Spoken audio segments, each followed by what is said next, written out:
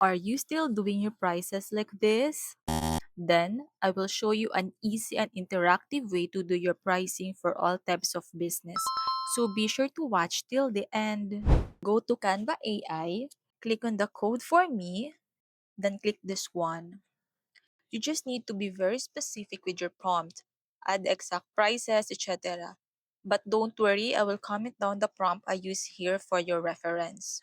Then once you're done with your prompt, click on the submit button. Then wait for the coding to be done.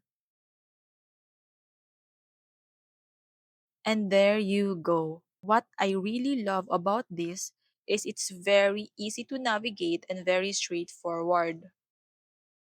Then click on the use InDesign. You can choose from here. For this example, let's go to website. Then once you're satisfied with everything, click on the publish button. Make sure to fill in your site address and your subpath.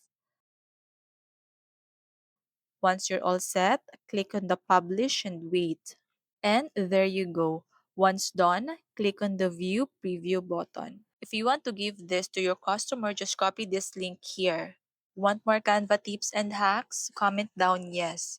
Be sure to follow my page for more. See you in my next video. Bye!